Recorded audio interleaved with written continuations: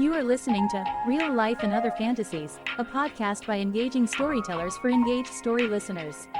Here's your host, author and journalist, Melvin E. Edwards.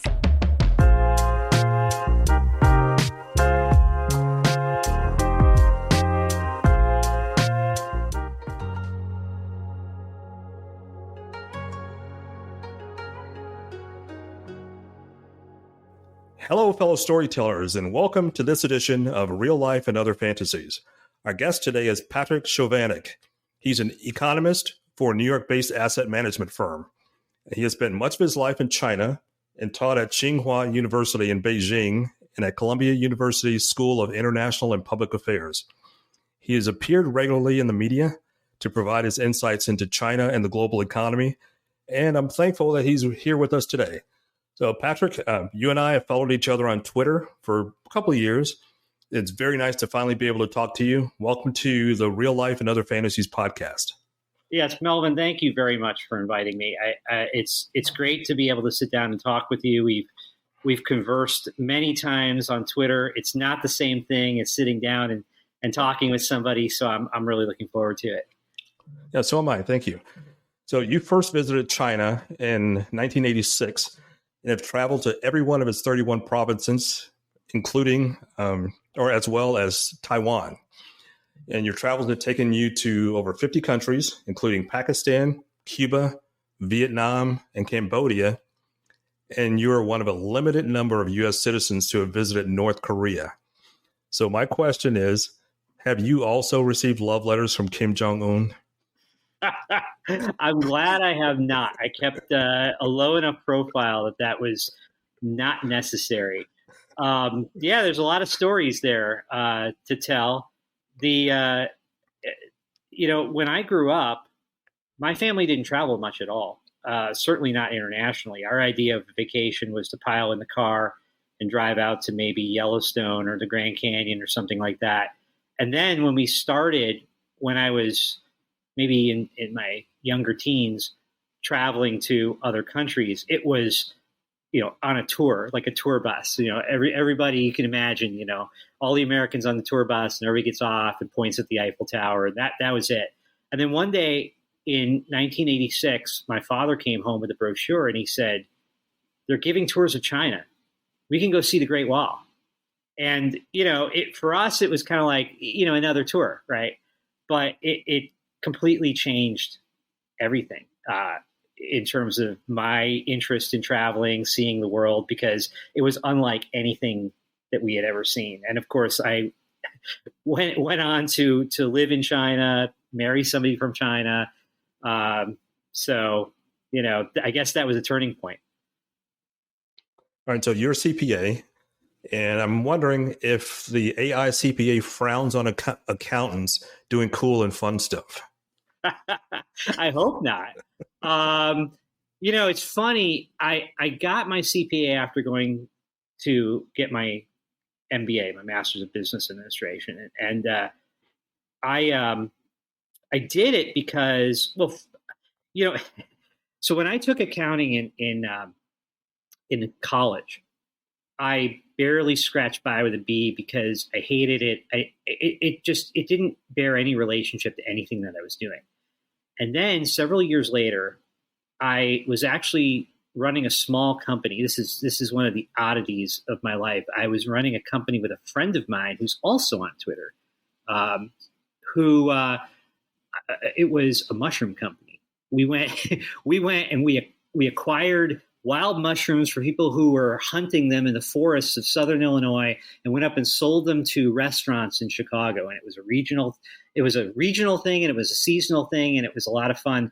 And I did the accounting for it. And all of a sudden, it all started to click, and it made sense. And then when I got my MBA, I said, I'm gonna do this because at CPA, at least people know what that means. I have a lot of kind of adventurous stuff in my background, and it's hard to kind of put in a nice clear box. So I said, this is something that at least somebody's going to be able to say, well, he can read a balance sheet, he can read an income statement, and that got me at least a couple of jobs in China, looking at investments.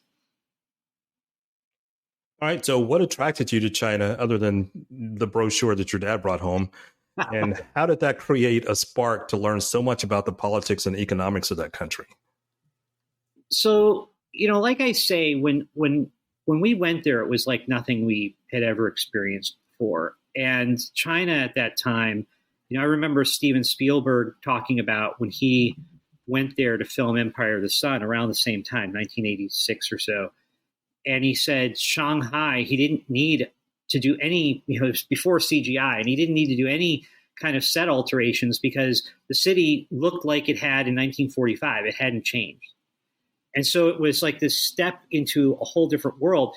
And then over the course of many years going back there, both as a tourist initially, a backpack tourist, then working there, teaching there, I saw it change so much. I don't think I've traveled to a lot of countries around the world, and I have not seen any country change as much in terms of, the physical changes, but also just the lifestyle changes as China has. And it's been fascinating to be part of that. I mean, some of the changes more recently have been ominous and worrisome, but it's been fantastic to be part of history in that way.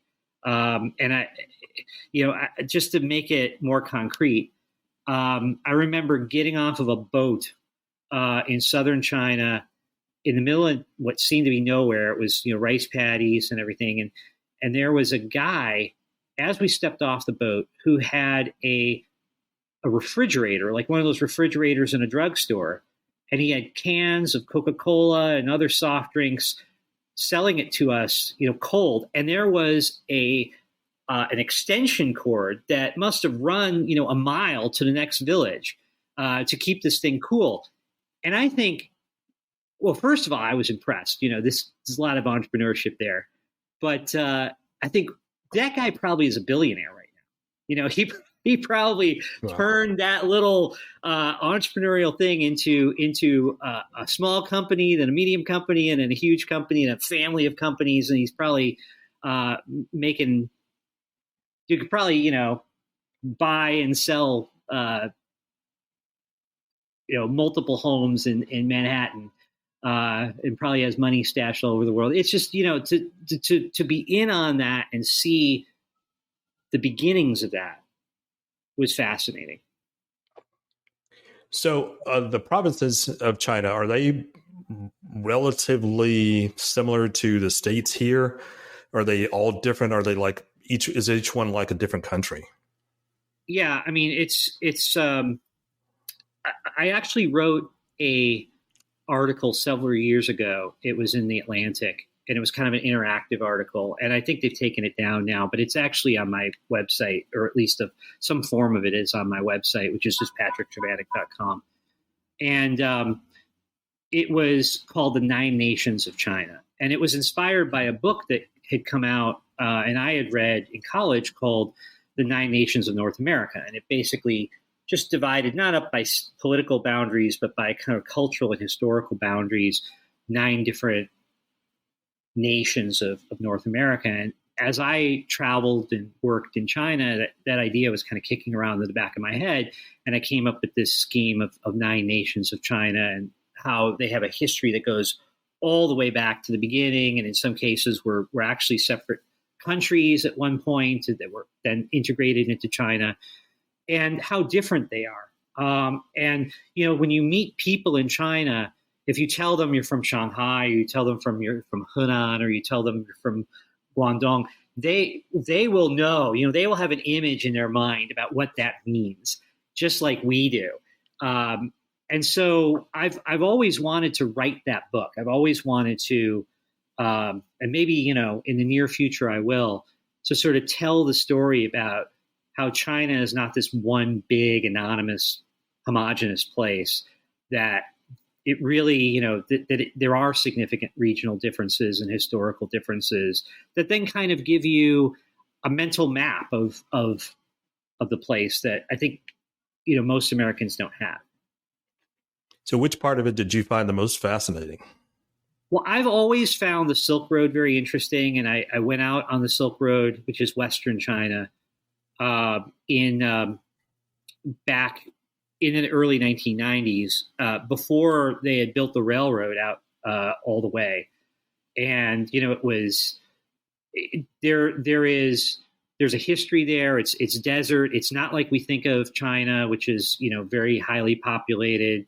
You can drive, hours and really see only a handful of people.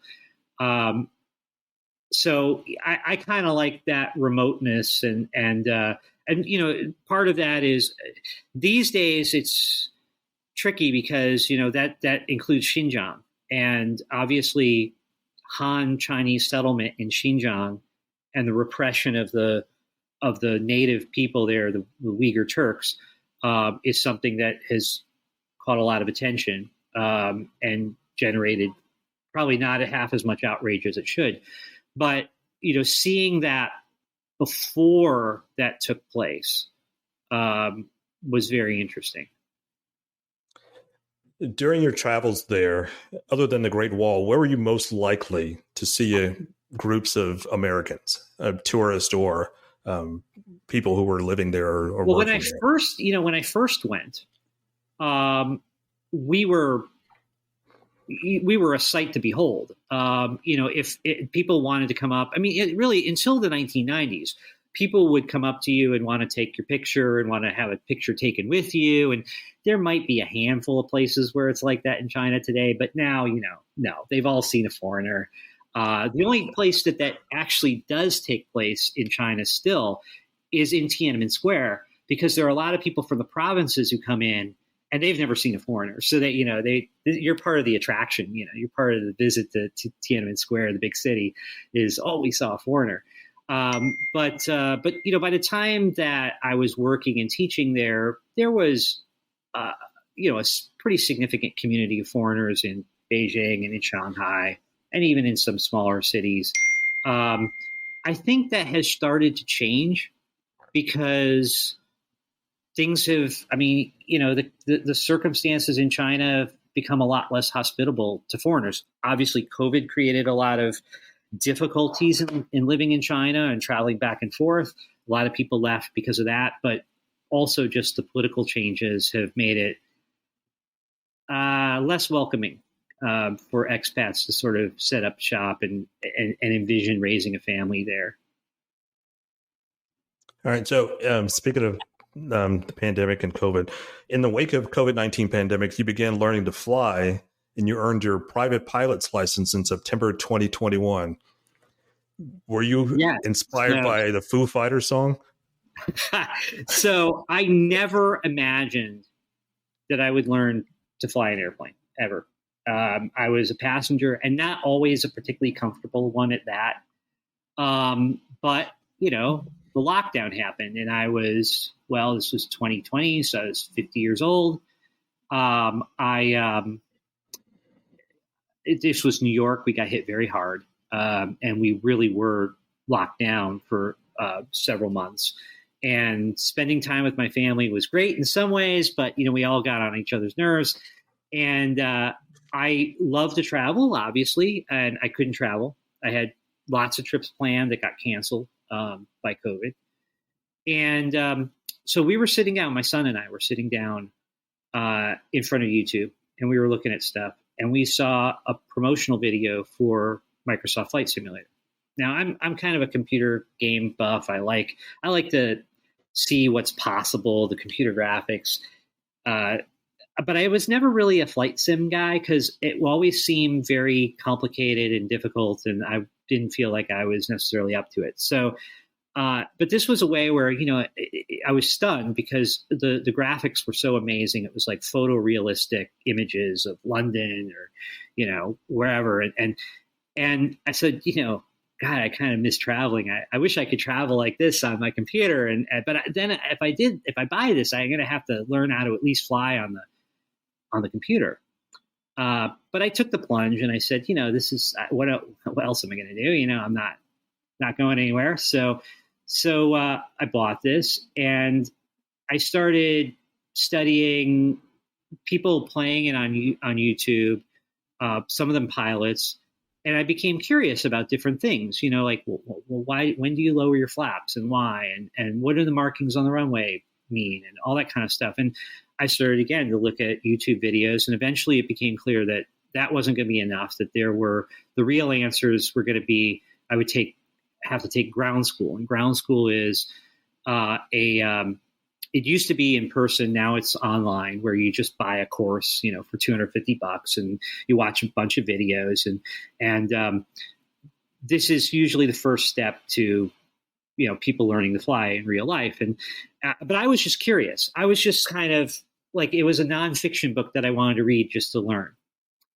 And what ended up happening was, when you watch these videos, they're like, well, when you're up with your instructor and when you're doing this, and I'm like, they expect me to go do this. So maybe I should. And by around October, Halloween, things were starting to open up, and flight school, I called the flight school, and they were open, and I signed up with my son to go on what's called Discovery Flight, which is the first one. And I kept going. And a year later, I got my license, and it was completely unexpected. Wow. So obviously you enjoyed it because it led to you writing a book. So you recently wrote a book called Cleared for the Option, and you wanted to share with readers your experiences and satisfy some of the curiosities that they may have had that you also experienced. So can you tell the listeners about the book and how they can get a copy of it? So the book isn't out yet. It'll be out in November. But I actually will be uploading a preview to my website about maybe the first chapter of it to give people a taste. And it basically tells the story that I just told you about how I became interested in it. Yeah, I think, when I got into this, I didn't really expect to write this book. And if anybody who knew me heard that I was putting together a book, they would assume that I was writing it about China, or I was writing it about economics, the things that I'm kind of known for. And I do have probably a few books in me, along those lines. But this was something where I was interested in enough to find it interesting and to want to share it. Like, what do pilots learn? What do they go through? And it's a 400, well, the text itself is about 320 pages, with a glossary and everything else. It's 400 pages, but that's right. I mean, it's not like a little memoir. I tell what I learned, and talk about all the different experiences that I had. And each step along the way that was a challenge, a setback, a sense of accomplishment, how I, encountered something that was difficult and how I figured out how to master it. The body of knowledge that you learn about, I had no idea the kind of things about navigation, the weather, the mechanics of the airplane engine, all these things that then you're tested on to become a pilot. So, I was kind of writing it down, and I figured, well, maybe other people are sort of curious about these things. It's written partly for people who either are learning to fly, or maybe thought, well, is that for me? Maybe what am I getting myself into if I do this? But it's also written for people who have no intention of doing that. People who are passengers, and they're, when we get on an airplane, we kind of look into the cockpit, we see all those lights and buttons and wonder what the heck that's all about.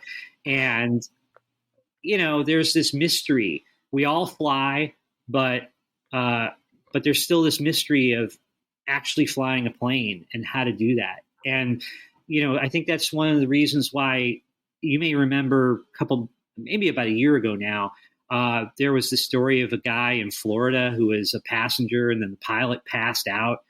And then he had to take command, he had to take control of the plane and land it with the help of air traffic control. And a lot of people paid attention to that, who aren't interested in becoming a pilot. It's fascinating because you think, if I was in that situation, what would I do? What could I actually land it? And that's what you go through when you decide to learn how to fly a plane. You actually go through that over and over and over again until you get reasonably good at it, and your instructor feels confident in letting you go and do it by yourself. So it's, I think we're all sort of a little interested in what that's like. At least I hope that's how readers feel. So what types of planes have you flown so far? Okay, so I've only flown I've flown a Cessna 172, which is the one that almost everybody learns in. And it's the standard trainer. It's actually the largest number of the most produced airplane in history. I believe it's like 40 or 50,000 of them out there, because almost everybody learns to fly in a Cessna 172. I have gone up flying in a Icon, I think it's called Icon A5, which is a little thing that it actually can land in water. And I went on a flight in that. I want to fly a number of different things. I'd like to. I had a couple of health issues in the past year that kept me grounded while I was writing the book, and hopefully they're over and I'm going to get back up into the air. But I've flown a bunch of things on flight sim. And I'm actually now, I would post these because I'm interested in history. And so this is sort of an offshoot of my interest in history, is this history of different kinds of planes and the impact that they've had. And I kind of used the excuse of flying them in the flight sim to write about them. And I posted them on Twitter, and it must have caught somebody's attention because Flying Magazine asked me if they could print up versions of them. And so now I've been publishing them on a regular basis in Flying Magazine. So yeah, I mean, I have an interest in flying a number of different planes, but it's interesting. A lot of people, a lot of pilots, until they actually get their 1,500 hours, which is the regulatory requirement to become an airline pilot. Because a lot of people who learn how to fly, they want to become an airline pilot.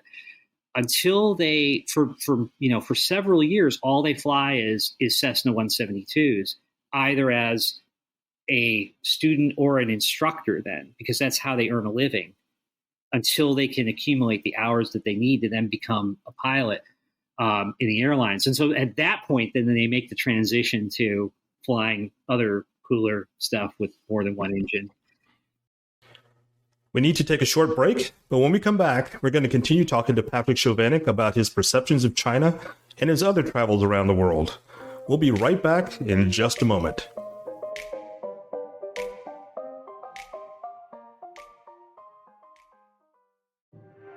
Make 1908 House of Wine and Ale your new favorite destination between San Antonio and New Braunfels. With 15 ales on tap, more than 30 craft beers in cans and bottles, and over 70 wines, we have a selection that's perfect for both relaxing with a glass or gathering with your friends. We even have wine on tap. That's right, we have wine on tap. www.1908houseofwine.com. Family and animal friendly.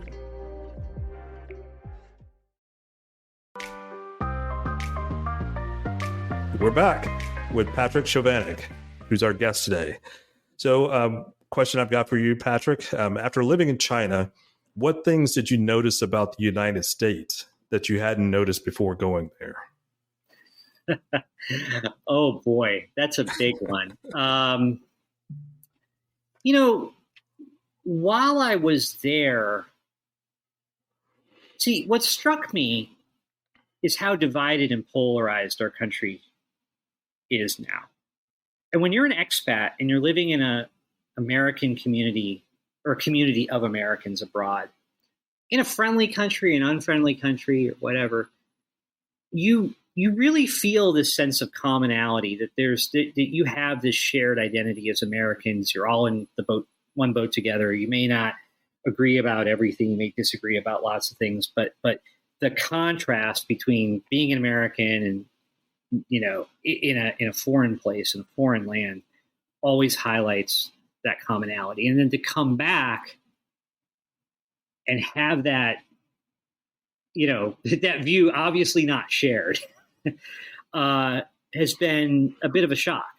I'm back for 10 years now, but it's still, I feel strange I feel like I'm not part of that because when I was traveling, when I was living abroad, what united, I mean, it sounds trite, but what united us was more important than what divided us. And so that was a very big lived part of my experience for several years of my formative adult life.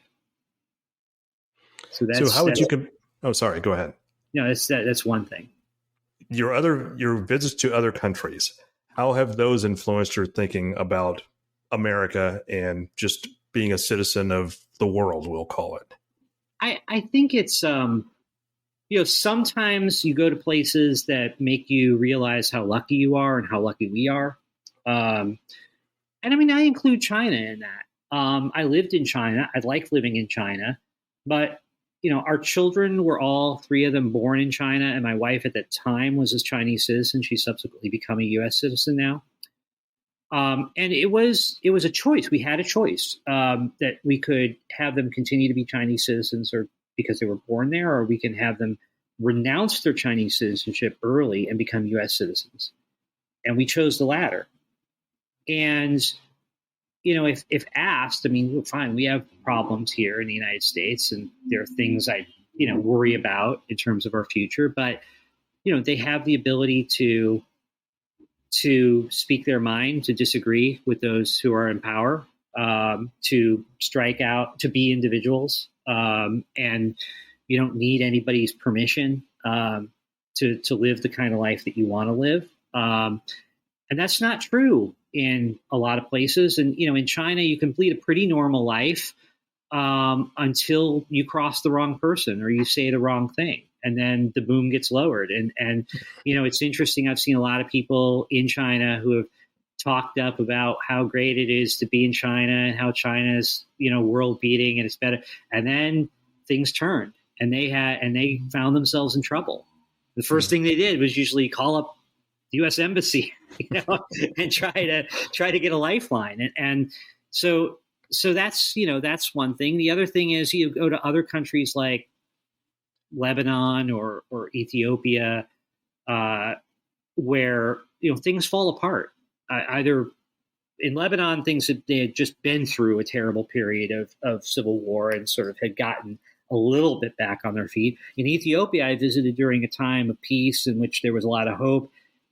And then war returned about a year after I came back. And you realize how fragile things are, that you can't take for granted the sort of things that we have in this country. I think there are a lot of people sometimes in this country who say, well, what do we got to lose? Or how can things get worse? And it's like traveling around the world, I can tell you there are a lot of places where things get a lot worse. Mm-hmm. So maybe that's a little bit of perspective there that I have. Okay, so I have one final question about China. And I usually try to stay away from politics on the show, but there's just one thing I'd like to know. Back in the 90s, it was always said that you should never mention the 3 T's regarding China, which were Taiwan, Tiananmen, and Tibet. Is that still true there? I think you could probably add a couple more to that now. Xinjiang, maybe Winnie the Pooh. I should explain a little bit. Back a couple of years ago, when President Obama was still in office, there was a photo that circulated on the Chinese internet that had that compared Xi and Obama walking together with a photo or image of Winnie the Pooh and Tigger, and the resemblance was striking. And apparently, Xi didn't find that very funny because at that point, it was completely wiped off. That all references to Winnie the Pooh, not just that photo, but all references to Winnie the Pooh were completely wiped off the Chinese internet. So there are topics that are sensitive, either domestically or for foreigners, and a lot of U.S. companies, seen it with the NBA or with Hollywood, that run afoul of that, get slapped and sometimes get punished by the Chinese government for doing that. Researchers who look into areas like Tibet, like Xinjiang, like Tiananmen, get blacklisted, aren't able to go to China, which sometimes can really impede their careers.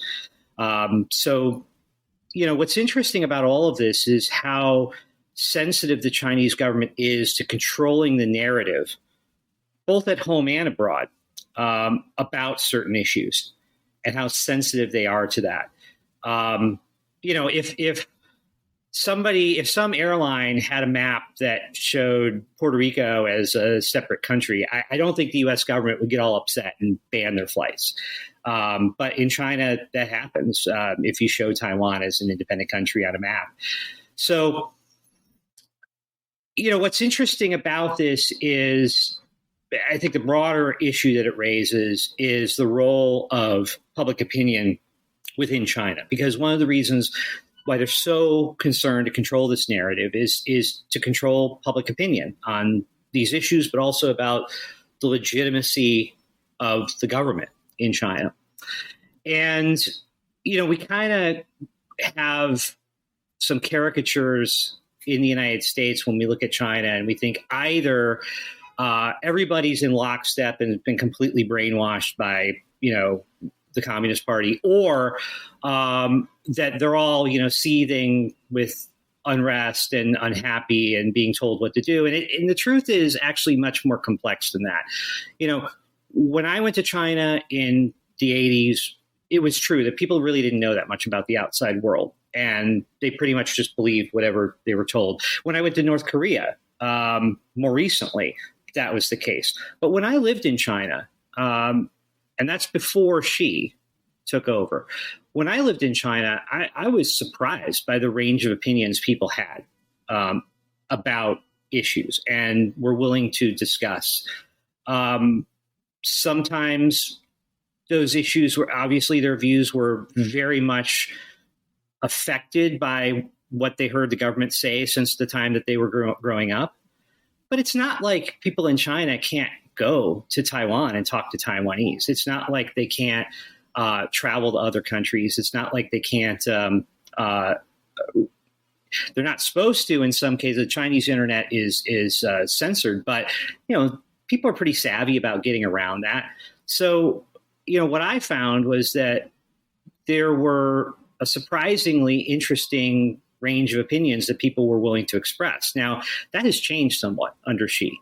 And, COVID has really impacted that as well, because I just said people can travel. Well, people can't travel, haven't been able to travel for the past 3 years out of China. It's been very difficult for them. Same thing with people going to China. So, there's been this mood of greater isolation within China, and that has given the government more control.